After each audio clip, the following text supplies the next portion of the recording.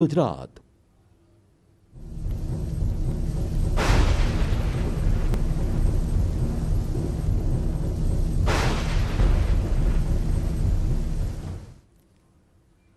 નમસ્કાર, આપ જોઈ રહ્યા છો ન્યૂઝ 18 ગુજરાતી। આપની સાથે ઉભૃતા મહત્વના સમાચાર। તો હવામાન વિભાગે હવામાનને લઈ અને આગાહી કરી છે। વરસાદને લઈ અને આગાહી કરવામાં આવી છે। રાજ્યમાં અનેક જગ્યાઓ પર વરસાદ પડી શકે છે। દક્ષિણ ગુજરાતના વલસાડ, સુરત અને નવસારીમાં ભારેથી અતિભારે વરસાદની આગાહી કરવામાં આવી છે। તાપી અને ડાંગ જિલ્લામાં આજે ભારે વરસાદની શક્યતા છે। તો સૌરાષ્ટ્ર, ભાવનગર, અમરેલી અને કચ્છમાં પણ ભારે વરસાદ પડી શકે છે। રાજ્યમાં 30 જૂન અને 1 જુલાઈએ ભારેથી અતિભારે વરસાદની પણ આગાહી કરવામાં આવી રહી છે। તો 30 જૂન અને 1 જુલાઈએ સમગ્ર રાજ્યમાં વરસાદની આગાહી હવામાન વિભાગે કરી છે। સૌરાષ્ટ્રમાં પણ વરસાદની શક્યતા છે। ભાવનગર, અમરેલી અને કચ્છમાં પણ ભારે વરસાદ વરસી શકે છે। તો તાપી અને ડાંગ જિલ્લામાં પણ ભારે વરસાદની આગાહી કરવામાં આવી છે। દક્ષિણ ગુજરાતના વલસાડ, સુરત અને નવસારીમાં ભારેથી અતિભારે વરસાદની આગાહી કરવામાં આવી છે। જ્યારે 30 જૂન અને 1 જુલાઈએ સમગ્ર રાજ્યમાં વરસાદી માહોલ રહેશે। દક્ષિણ ગુજરાતમાં અને સૌરાષ્ટ્રમાં પણ ભારેથી અતિભારે વરસાદની આગાહી કરવામાં આવી છે। તાપી અને ડાંગ જિલ્લામાં આજે પણ વરસાદ વરસી શકે છે। તો વલસાડ, સુરત અને નવસારીમાં પણ ભારેથી અતિભારે વરસાદની આગાહી કરવામાં આવી છે। સૌરાષ્ટ્રમાં પણ વરસાદ વરસી શકે છે। ભાવનગર સહિત અનેક જગ્યાઓ પર વરસાદને લઈ હવામાન વિભાગે આગાહી કરી છે। ભાવનગર, અમરેલી, કચ્છમાં પણ ભારે વરસાદ પડી શકે છે। તો સમગ્ર રાજ્યમાં 30 અને 1 જુલાઈએ ભારેથી અતિભારે વરસાદ પડી શકે છે, જેને લઈ હવામાન વિભાગે પણ આગાહી કરી છે। તો દક્ષિણ ગુજરાતમાં ભારેથી અતિભારે વરસાદની આગાહી કરવામાં આવી છે। તે સાથે સૌરાષ્ટ્રમાં પણ ભારે વરસાદની આગાહી કરવામાં આવી છે। ભાવનગર, અમરેલી અને કચ્છમાં પણ ભારે વરસાદની આગાહી કરવામાં આવી છે।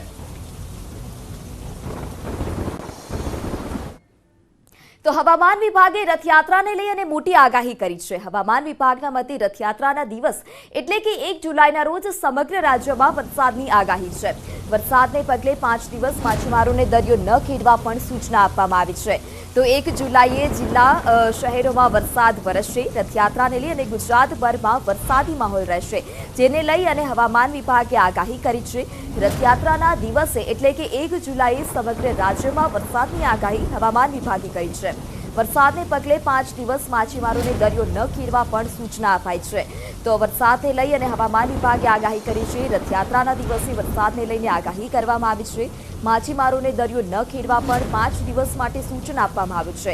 આ સાથે જ હવામાન વિભાગે સૌરાષ્ટ્ર અને દક્ષિણ ગુજરાતને લઈને પણ આગાહી કરી છે। 30 જૂન અને 1 જુલાઈએ વરસાદની આગાહી કરવામાં આવી છે। બંને દિવસ ભારેથી અતિભારે વરસાદની આગાહી કરવામાં આવી છે। જ્યારે 1 જુલાઈ એટલે કે રથયાત્રાના દિવસે પણ વરસાદની આગાહી હવામાન વિભાગે કરી છે।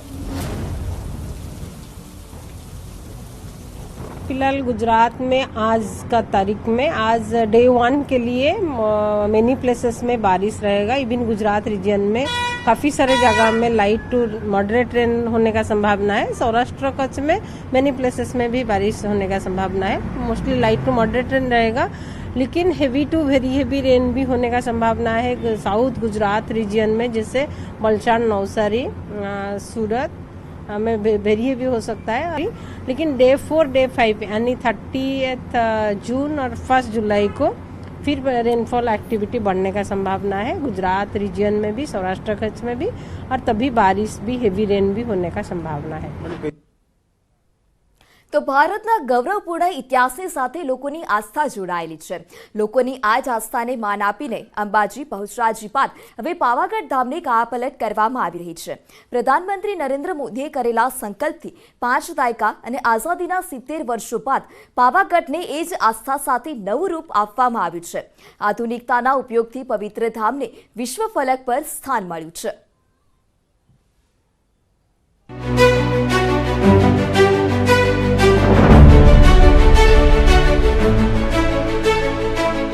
ભારતની સાંસ્કૃતિક આઝાદીની શરૂઆત સરદાર સાહેબના નેતૃત્વમાં ગુજરાતથી સોમનાથ મંદિરના જીર્ણોદ્વારથી થઈ હતી।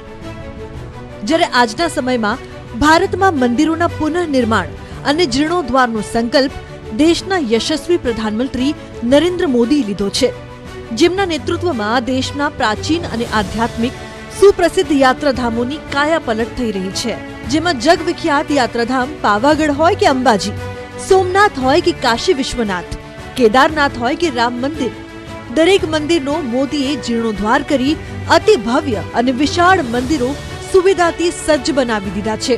ત્યારે કહી શકાય કે સ્વપ્ન જ્યારે સંકલ્પ બની જાય છે ત્યારે ઇતિહાસ સર્જાય છે।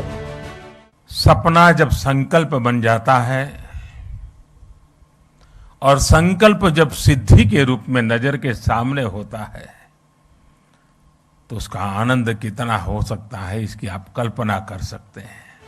તો આવો જોઈએ મંદિરના જીર્ણોદ્ધાર અને અન્ય સવલતોથી ઇતિહાસને બદલનાર પાવાગઢના વિકાસ યજ્ઞની ગાથાને। कई वर्षों के बाद पावागढ़ मां काली के चरणों में आकर के कुछ पल बिताने का, आशीर्वाद प्राप्त करने का सौभाग्य मिला। मेरे लिए जीवन की बड़ी धन्य पल है।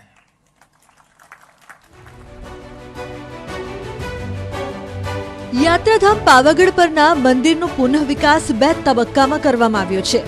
પુનઃ વિકાસના પ્રથમ તબક્કાનું ઉદ્ઘાટન પ્રધાનમંત્રી દ્વારા આ વર્ષની શરૂઆતમાં એપ્રિલમાં કરવામાં આવ્યું હતું, જ્યારે તાજેતરમાં 18 જૂનના રોજ ઉદ્ઘાટન કરાયેલા બીજા તબક્કાના પુનઃ વિકાસનો શિલાન્યાસ 2017માં પ્રધાનમંત્રી દ્વારા કરવામાં આવ્યો। આમાં મંદિરના પાયા અને પરિસરનું 3 સ્તરે વિસ્તરણ, સ્ટ્રીટ લાઇટ, સીસીટીવી સિસ્ટમ વગેરે જેવી સુવિધાઓની સ્થાપનાનો સમાવેશ થાય છે। कल्पना कर सकते हैं 5 शताब्दी के बाद और आजादी के 75 साल बीतने के बाद 5 शताब्दी तक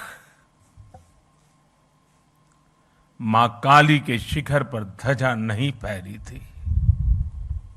आज मां काली के शिखर पर ध्वजा,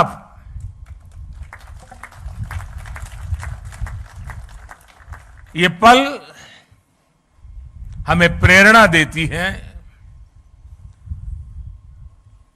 ऊर्जा देती है और हमारी महान परंपरा और संस्कृति के प्रति समर्पित भाव से जीने के लिए हमें प्रेरित करती है। आज आस्था साथे प्रधानमंत्री मोदीए इतिहास रची दीधो। लगभग 534 वर्ष बाद पावागढ़ना शिखर पर बिराजमान जगत जननी मां महाकाळीना आ प्राचीन मंदिरमा शिखर पर ध्वजारोहण कर्યું।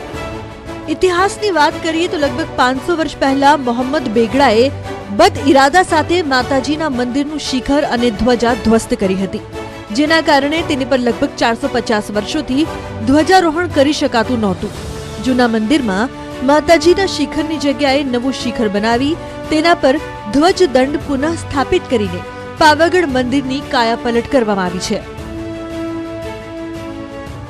આવું માતાજીની જે ધ્વજારોહણનો કાર્યક્રમ થયો લગભગ 537 વર્ષ પછી આપણા માનનીય વડાપ્રધાન શ્રી નરેન્દ્રભાઈ મોદીના સ્વહસ્તે માતાજીનો જે ધ્વજારોહણનો કાર્યક્રમ થયો ખૂબ જ અદ્ભુત દિવસ છે અને આજે અમે અહીં જે માતાજીના દર્શન કરવાનો અમને લાવો મળ્યો તે અમે ખૂબ જ ધન્યતા અનુભવીએ છીએ અને આવું કાર્ય તો આપણા દેશના વડાપ્રધાન લોકલાડીના વડાપ્રધાન શ્રી નરેન્દ્રભાઈ મોદી જ કરી શકે કે જેઓએ આખા ભારત વર્ષને જે મંદિરો છે એનું પણ કાયાપલટ કરી નાખ્યું છે।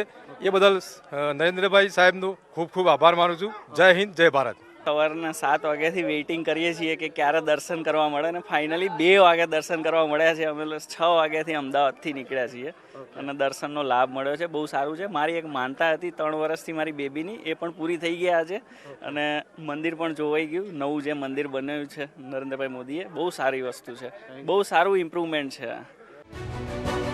માત્ર કાયાકલ્પ જ નહીં પરંતુ આસ્થાને કોઈ આંચ ન આવે તે માટે માતાજીના પ્રાગટ્ય સ્થાનને યથાસ્થિતિ રાખવામાં આવ્યું છે। પહેલા જ્યાં લોકોને ઊભા રહેવાની જગ્યા નહોતી ત્યાં આજે 100 લોકોની ક્ષમતા ધરાવતું નવીન મંદિર છે। જ્યારે પાવાગઢ પર્વત પર માચીથી રોપવેના અપર સ્ટેશન સુધી 2200 પગથિયાનું નવનિર્માણ કરવામાં આવ્યું છે તથા અગાઉ જ્યાં પ્રાથમિક સુવિધાઓનો અભાવ હતો ત્યાં આજે પવિત્ર યાત્રાધામ પાવાગઢ સુવિધાથી સજ્જ થઈ ગયું છે। माता के दरबार का कायाकल्प और ध्वजारोहण, मैं समझता हूं हम भक्तों के लिए, शक्ति उपासकों के लिए इससे बड़ा उपहार क्या हो सकता है। और मां के आशीर्वाद के बिना यह संभव भी कहां हो सकता है। यहां श्री कालिका मंदिर को लेकर जो कार्य हुए हैं उसमें एक खास बात और है। महाकाली मंदिर का इतना भव्य स्वरूप दिया गया, लेकिन इस पूरे काम में गर्भगृह में मूल स्वरूप अक्षुण्ण रखा गया। નવીન મંદિરના નિર્માણની વાત કરીએ તો પાવાગઢ પહાડની ટોચ પર પાયો બનાવીને પરિસરને વિશાળ બનાવવામાં આવ્યું છે. પરિસરમાં પહેલા અને બીજા માળે આનુષાંગિક સુવિધાઓ ઊભી કરાઈ છે, જ્યારે માતાના ગર્ભગૃહમાં મૂળ સ્થાપનને યથાવત રાખવામાં આવ્યું છે. આંકડાકીય વાત કરવામાં આવે તો મંદિરનો જીર્ણોદ્ધાર અંદાજિત 12 કરોડના ખર્ચે, જ્યારે સમગ્ર સંકુલના વિકાસ કામો 125 કરોડના ખર્ચે સંપન્ન કરવામાં આવ્યા, જેમાં 70% રાજ્ય સરકાર દ્વારા અને 30% ખર્ચ પાવાગઢ મંદિર ટ્રસ્ટ દ્વારા કરવામાં આવ્યો હતો. ગુજરાત સરકાર, પવિત્ર તીર્થયાત્રાધામ બોર્ડ અને ટ્રસ્ટના સહયોગથી આ સેવા યજ્ઞ સફળ થયો છે. પાવાગઢ ધામમાં આવતા શ્રદ્ધાળુઓની સુવિધામાં વધારો થાય તે માટે રાજ્ય સરકારે રૂપિયા 121 કરોડના ખર્ચે મંદિર પરિસરનો વિસ્તાર કર્યો છે. સાથે જ તળેટીના માચી વિસ્તારમાં યાત્રિકોને પૂરતી પાયાની સગવડ ઉપલબ્ધ કરાવવા માટે આવનાર દિવસોમાં રૂપિયા 37 કરોડના ખર્ચે કામ હાથ ધરાનાર છે. ગુજરાતમાં આદરણીય શ્રી નરેન્દ્રભાઈના માર્ગદર્શનમાં પ્રવાસન પ્રવૃત્તિને ખૂબ વેગ મળ્યો છે. ગુજરાતની પવિત્ર ભૂમિ પર અનેક પ્રતિષ્ઠિત દેવસ્થાનો છે. તેના કારણે આજે પિલગ્રિમેજ ટુરિઝમનો રાજ્યમાં મોટા પાયે વિકાસ થયો છે. જ્યારે પ્રવાસીઓની સંખ્યા વધે ત્યારે તેને અનુકૂળ સગવડતાઓ યુક્ત સ્વચ્છ અને સુંદર યાત્રાધામો હોય તે પણ જરૂરી છે. રાજ્ય સરકાર યાત્રિકોની પ્રાર્થના અને પર્યટન બંને સુગમ બને તે માટે સતત પ્રયત્નશીલ છે. આના પરિણામે ગુજરાતના યાત્રાધામો ભવ્ય બની રહ્યા છે. પ્રધાનમંત્રી નરેન્દ્ર મોદીએ 500 વર્ષ બાદ જે ધ્વજારોહણ કર્યું અને તેના સાક્ષીઓ જે છે તે સૌ કોઈ ભક્તો પણ બન્યા છે. સ્થાનિક આગેવાનો છે કે તેઓ આપણી સાથે છે, તેઓ પાસેથી જાણવાનો પ્રયાસ કરીશું કે જે વિકાસ કામોના પણ લોકાર્પણ થયા છે ત્યારે અહીંયા જે ભાવિક ભક્તો જે આવશે તો તેઓને કયા પ્રકારનો લાભ મળશે. શું કહેશો, આજે જે ધ્વજારોહણ થયું એક ઐતિહાસિક દિવસ આજનો બની રહ્યો અને હવે જે લોકાર્પણ પણ થયા છે કેટલાક વિકાસ કામોના, કઈ રીતનો ફરક અહીંયા જોવા મળશે? માનનીય વડાપ્રધાનશ્રી દ્વારા 500 વર્ષ પછી અહીં માતાજીના મંદિર પર ધ્વજારોહણ કરવામાં આવ્યું. ફેઝ 1 અને ફેઝ 2ની અંદર કામ પૂર્ણ થયું છે. હવે બાકી રહેલું કામ ફેઝ 3માં શરૂ થશે. આજુબાજુના તમામ રાજ્યોના, નજીકના મધ્યપ્રદેશના, મહારાષ્ટ્રના, રાજસ્થાનના તમામ ધાર્મિક પ્રજાજનો ખૂબ સારી રીતે આનો લાભ લેશે. અને હવે આ વિકાસને ધ્યાનમાં રાખી અને જે ધાર્મિક પ્રજા છે આના કરતાં 4 ગણી ધાર્મિક પ્રજા આ વિકાસના કામોને ધ્યાનમાં રાખીને અહીં દર્શનનો લાભ લેશે. અને નજીકમાં આ પાવાગઢ હાલોલ અમારા પંચમહાલ જિલ્લાનો પણ ઘણો સારો વિકાસ થશે આ પાવાગઢ, ઐતિહાસિક પાવાગઢને ધ્યાનમાં રાખીને. કયા નવા વિકાસ જે છે લોકોને લાભ મળવાનો છે? શું છે નવા લાભોમાં કે જૂના કેટલાક સમયથી પાવાગઢ 500 વર્ષ પહેલાંથી આજ પાવાગઢનું અસ્તિત્વ છે, જેના મારા ધ્યાનમાં છે ત્યાં સુધી અત્યાર સુધી આજે સુવિધાઓ મળતી હતી એ બિલકુલ સુવિધાઓ હતી નહીં. પણ અત્યારે જે મોદી સાહેબના આવવાથી અને ફેઝ 2 અને ફેઝ 1માં જે કામ અત્યારે થઈ રહ્યું છે એના પરથી એવું લાગે છે કે ફેઝ 3માં કોઈ બી ધાર્મિક પ્રજાને કોઈ પણ અગવડતા પડે નહીં અને સારી રીતે દર્શનનો લાભ લઈ શકશે અને આગળ પાછળના વિસ્તારોનો બી વિકાસ સારો થશે. પાવાગઢ યાત્રાધામનું નવીનીકરણ માત્ર આટલા સુધી જ સીમિત ન રહી જઈ વધુ સુવિધાઓથી સજ્જ કરવા માટેનું આયોજન પણ અત્યારથી કરી નાખવામાં આવ્યું છે. આગામી આયોજન અંતર્ગત પહાડ ઉપર જે દૂધિયું તળાવ છે તેનો પણ વિકાસ કરવામાં આવી રહ્યો છે. દૂધિયા તળાવ અને છાસિયા તળાવને જોડનારો એક પરિક્રમા પથ પણ તૈયાર કરવામાં આવશે. યજ્ઞશાળા, ભોજનશાળા, પર્યટકો માટે ભક્તિ નિવાસ અને છાસિયા તળાવથી માતાજીના મંદિર સુધી લિફ્ટ જેવી સુવિધાઓનું પણ નિર્માણ કરવામાં આવશે. સાથે સાથે માંચી પાસે અતિથિ ગૃહ અને મલ્ટી લેવલ પાર્કિંગનું પણ નિર્માણ કરવામાં આવશે. आस्था के साथ साथ तीर्थों और मंदिरों के विकास में आधुनिक तकनीक का इस्तेमाल किया जा रहा है. सभी तीर्थों पर यात्री सुविधाओं का विकास किया गया है। गुजरात के तीर्थों में अब दिव्यता भी है, शांति भी है, समाधान भी है, संतोष भी है, और इससे बड़ा सुख क्या हो सकता है। પાવાગઢમાં થયેલા વિકાસ કાર્યો વિકાસની હારમાળાને દર્શાવી રહ્યા છે। મંદિરના જીર્ણોદ્ધારથી પ્રવાસન ક્ષેત્રના વિકાસની ગતિ વધશે। આ તીર્થો અને મંદિરોમાં આવનારા શ્રદ્ધાળુઓ પોતાની સાથે અનેક નવી તક લઈને આવે છે અને તેનાથી આ વિસ્તારમાં પર્યટન પ્રવૃત્તિમાં વધારો થવાની સાથે સાથે રોજગારમાં પણ વધારો થશે। પંચમહાલમાં પર્યટનની સંભાવનાઓની સાથે સાથે અહીંના યુવાનો માટે મોટી સંખ્યામાં નવી તકો ઊભી થઈ રહી છે। વિકાસનું આ કાર્ય પાવાગઢને દેશના મહત્વના पर्यटन સ્થળ તરીકે ઉભરી આવવામાં મદદ કરશે। इन तीर्थों और मंदिरों में आने वाले श्रद्धालु अपने साथ कई नए अवसर भी लेकर आते हैं।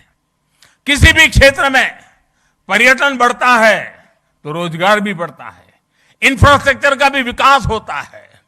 हमारे तीर्थ यात्रियों को स्थानीय संस्कृति से तो परिचित करवाते ही हैं, स्थानीय कला, कौशल, शिल्प का भी प्रचार प्रसार होता है। पावागढ़ के विकास से मंदिर में आने वाले श्रद्धालुओं की संख्या बढ़ेगी तो उसका लाभ बड़ौदा हो, पंचमहाल हो, इस पूरा हमारा वनवासी पट्टा हो, हमारे आदिवासी भाई बहन हो, सबके जीवन में एक बहुत बड़ी ताकत भरने वाला है। जो श्रद्धालु मंदिर में आएंगे वह यहां से विरासत वन भी जाएंगे। विरासत वन प्रकृति, पर्यावरण, परंपरा और आयुर्वेद जैसे विषयों पर देश के लिए एक बड़ा आकर्षण और प्रेरणा का केंद्र बन सकता है। इसी तरह आर्कियोलॉजिकल पार्क और पावागढ़ किला के लिए भी आकर्षण बढ़ने वाला है। विकास ये कार्य पंचमहाल को देश में प्रमुख पर्यटन स्थल के रूप में उभरने में मदद करेंगे। કે જે સદીઓથી પ્રતીક્ષા હતી કે પાવાગઢના કાલિકા માતાજીના મંદિર ઉપર ધજા જોવા મળતી નથી, શિખર ખંડિત હતું, મંદિર નવનિર્મિત થઈ શકતું નહોતું। અથાગ પ્રયત્નના અંતે મંદિર નવનિર્મિત થયું। અત્યારે જે વિકાસ કામોનું ભૂમિપૂજન થઈ ગયું છે, ખાતમુહૂર્ત થયું છે, એમાં અન્નક્ષેત્ર થઈ રહ્યું છે, જેમાં એક સાથે 500થી વધારે વ્યક્તિઓ જમી શકશે। એક વિશ્રામ ગૃહ બનાવી રહ્યા છીએ। મંદિરની પાસે જ અમે એક યજ્ઞશાળા બનાવી રહ્યા છીએ। માચીમાં 2 ફ્લોરનું પાર્કિંગ બનાવી રહ્યા છે કે જેથી કરીને પાર્કિંગની સગવડ ઊભી થાય, અને એક નાનું મજાનું ગેસ્ટ હાઉસ પણ જે લોકો રાત રોકાવા માંગે છે એવા લોકો માટેની એ પણ વ્યવસ્થા આપણે ઊભી કરી રહ્યા છીએ।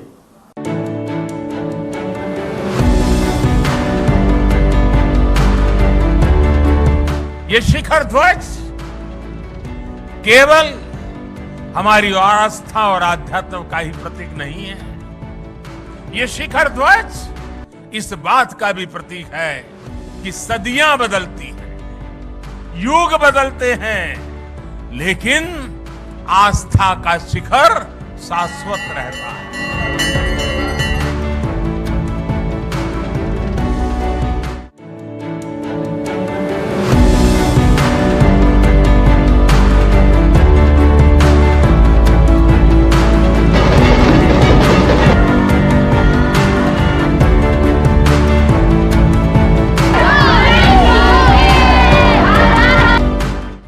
મને જાણે એક બાળકને માં સાચવે એટલો પોતાપણાનો ભાવ મારી પૂરી વિકાસ યાત્રામાં વડોદરાનું યોગદાન હું ક્યારેય ન ભૂલી શકું।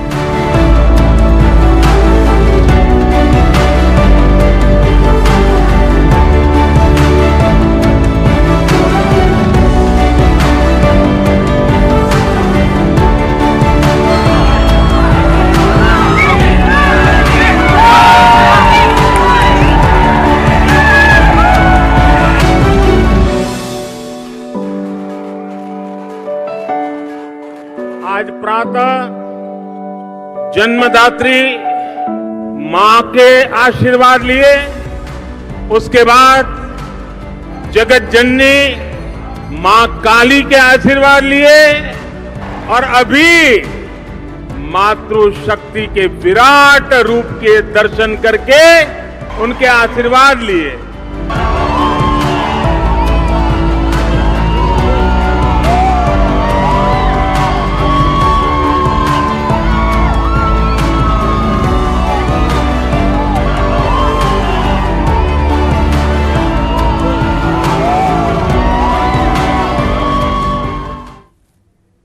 ગુજરાત સરકારે અનેક યોજનાઓ દ્વારા યુવાનો માટે રોજગારીના દ્વાર ખોલ્યા છે।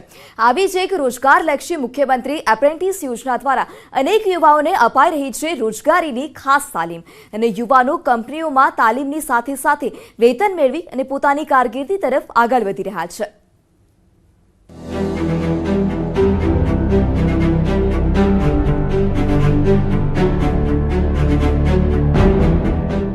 યુવાનોને રોજગારી અને તાલીમ આપવાનું પ્લેટફોર્મ એટલે મુખ્યમંત્રી એપ્રેન્ટિસશીપ યોજના। યુવાનોને રોજગારી અને યોગ્ય પ્લેટફોર્મ મળે તે માટે રાજ્ય સરકાર દ્વારા 1 એપ્રિલ 2018ના રોજ મુખ્યમંત્રી એપ્રેન્ટિસશીપ યોજના શરૂ કરવામાં આવી હતી। આ યોજના અંતર્ગત 14 વર્ષથી વધુ ઉંમરના કોઈપણ ઉમેદવાર ઇન્ડસ્ટ્રીયલ તાલીમમાં જોડાઈ શકે છે। તો અમારી ટીમ રાજ્યના અમુક શહેરમાં જઈ મુખ્યમંત્રી એપ્રેન્ટિસશીપ યોજનાના લાભાર્થીઓ અને આઈટીઆઈના પ્રિન્સિપલને મળી યોજના વિશે વાત કરી હતી। તેમની પાસેથી જાણીએ કે શું છે મુખ્યમંત્રી એપ્રેન્ટિસશીપ યોજના। દ્વારકા જિલ્લામાં આઈટીઆઈમાં યુવાનો એપ્રેન્ટિસશીપમાં વિવિધ કોર્સ દ્વારા રોજગારીની વિપુલ તકો પ્રાપ્ત કરી રહ્યા છે। દ્વારકા જિલ્લામાં કલ્યાણપુર, ખંભાળિયા, ભાણવદ અને દ્વારકા ખાતે આઈટીઆઈ મારફતે ટેકનિકલ કોર્સ કરી નગરપાલિકા, પીજીવીસીએલ તેમજ ખાનગી કંપનીઓમાં સારા પગાર સાથે યુવાનીમાં રોજગારી મેળવી પગભર થઈ રહ્યા છે। એપ્રેન્ટિસશીપમાં વિવિધ કોર્સ દ્વારા રોજગારીની વિપુલ તકો પ્રાપ્ત કરી રહ્યા છે। સરકાર દ્વારા આઈટીઆઈ સંસ્થાઓમાં ટેકનિકલ કોર્સ શરૂ કરવામાં આવ્યો છે, જેને લઈને ખાનગી કંપનીઓમાં રોજગારીની તકો વધી છે। ગ્રેજ્યુએટ જે એકમો ભરતી કરતા હોય એ લોકોને 3000 રૂપિયા સુધીનું વળતર, ડિપ્લોમા હોલ્ડર હોય એ લોકોને 2000 રૂપિયા સુધીનું વળતર અને આઈટીઆઈ પાસ આઉટને 1500 રૂપિયા સુધીનું વળતર રાજ્ય સરકાર દ્વારા ચૂકવવામાં આવે છે। દ્વારકા જિલ્લામાં મુખ્યમંત્રી એપ્રેન્ટિસશીપ યોજના હેઠળ લાભ મેળવતા વિદ્યાર્થીઓએ રાજ્ય સરકારનો આભાર માન્યો છે। મેં 2 વર્ષ પહેલાં આઈટીઆઈમાં કોર્સ કરેલો હતો, એનાથી 9000 પગાર આપે છે ખંભાળિયા નગરપાલિકામાં, એનાથી મારું ઘરનું કામ ચાલે છે। ખંભાળિયા નગરપાલિકામાં મારું એપ્લિકેશન આપેલું હતું, તેમાં મારું સિલેક્શન થયેલ છે। તે બદલ અત્યારે હું ખંભાળિયા નગરપાલિકામાં મિકેનિક શાખામાં જોબ કરું છું। દ્વારકા બાદ અમારી ટીમ સુરેન્દ્રનગર પહોંચી છે। જિલ્લામાં મુખ્યમંત્રી એપ્રેન્ટિસશીપ યોજના અંતર્ગત અનેક વિદ્યાર્થીઓ આઈટીઆઈમાં વિવિધ કોર્સમાં અભ્યાસ કરી તાલીમ લઈ રહ્યા છે, જેમાં wireman, diesel mechanic, computer operator, CNC, VMC operator સહિતના વિવિધ કોર્સમાં વર્ષ 2021 દરમિયાન અનેક વિદ્યાર્થીઓએ અભ્યાસ પૂર્ણ કર્યો છે। મુખ્યમંત્રી એપ્રેન્ટિસશીપ યોજના અંતર્ગત તાલીમ માટે નામ નોંધવામાં આવ્યા હતા, જેમાં 839 યુવાનો અલગ અલગ સંસ્થાઓમાં એપ્રેન્ટિસ તરીકે તાલીમ લઈ રહ્યા છે, જેમાં પીજીવીસીએલ કચેરી, એસટી વર્કશોપ, ખાનગી કંપનીઓમાં વિવિધ એપ્રેન્ટિસ કરી તાલીમ લેવાની સાથે 5000 થી 9000 રૂપિયા સુધીનું સ્ટાઇપેન્ડ મેળવી રહ્યા છે, જેથી પરિવારની આર્થિક સ્થિતિ પણ મજબૂત બની છે। આઈટીઆઈ પાસ કરીને મેં આઈટીઆઈમાં નોંધણી માટે ડોક્યુમેન્ટ રજીસ્ટ્રેશન કરાવ્યા હતા। ત્યાંથી મેં રોજગાર કચેરી રજીસ્ટ્રેશન કરાવ્યા અને ત્યાંથી મને એપ્રેન્ટિસ માટે લેટર મળ્યો। આ યોજનાથી તાલીમાર્થીઓને જે પ્રોફિટ થાય છે, એટલે કે ફાયદો થાય છે કે જે આપણા સીએમ, ભૂતપૂર્વ અને અત્યારના પીએમ એમનું જે સ્વપ્ન હતું કે અર્ન વાઇલ લર્ન, તો આ તાલીમાર્થીઓ જે તાલીમ મેળવે છે તેમને અંદાજે 5000 રૂપિયાથી 9000 રૂપિયા સ્ટાઇપેન્ડ મળે છે અને તેમને ઇન્ડસ્ટ્રીઝનો લાઈવ એક્સપિરિયન્સ થાય છે। સુરેન્દ્રનગર બાદ અમારી ટીમે કચ્છ જિલ્લાની મુલાકાત લઈ ત્યાંના યોજનાના લાભાર્થીઓ સાથે વાત કરી। ભુજ આઈટીઆઈના એપ્રેન્ટિસશીપ એડવાઇઝર જગદીશ બારોટ જણાવે છે કે આ યોજના હેઠળ રોજગારી મેળવવા માંગતા યુવાનોને આઈટીઆઈમાંથી એપ્રેન્ટિસની તાલીમ બાદ રોજગારી આપવામાં આવે છે. 1991ના કાયદા પ્રમાણે એવી કંપની કે જેમાં 6 થી વધુ લોકો કામ કરે છે તેવી કંપનીઓમાં એપ્રેન્ટિસને રાખવો ફરજિયાત છે. ગુજરાતમાં 1 લાખ લોકોની આ યોજના હેઠળ રોજગારી આપવાનો નિર્ધાર કરવામાં આવ્યો છે, જેની સામે 80,000 યુવાનોએ રોજગારી મેળવી હતી અને હાલ પણ વધુને વધુ લોકો રોજગારી મેળવી રહ્યા છે. ભારત સરકારનો જે એક્ટ છે 1961નો કે કોઈ પણ કંપની જે 6 થી વધારે માણસો સાથે ચલાવતી હોય અને એક એપ્રેન્ટિસ મિનિમમ રાખો, એ શિખાઉ તરીકે આ યોજનાનું ઇમ્પ્લિમેન્ટ 1961થી કરવામાં આવ્યું છે, જે અત્યારે ગુજરાત સરકારમાં બહુ બહોળા જોશથી ચાલે છે અને મોટા ટાર્ગેટથી અત્યારે એપ્રેન્ટિસોની ભરતી થાય છે. મેં એપ્રેન્ટિસ 66 કેવી ગેટકો ભુજમાં કરેલી હતી. ત્યારબાદ એપ્રેન્ટિસ કર્યા પછી એક એક્ઝામ આવે છે, જે એપ્રેન્ટિસની એક્ઝામ ક્લિયર કરો. એમાં પાસ થયા પછી VSની એક્ઝામ બહાર પડે. એ VS માટે એલિજિબલ થઈ. એપ્રેન્ટિસની એક્ઝામ પાસ કર્યા બાદ જ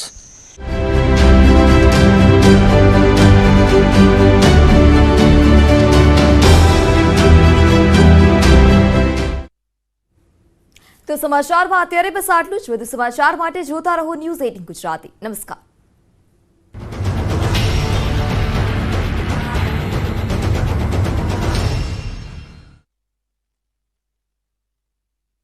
દાડમ 500 કિલો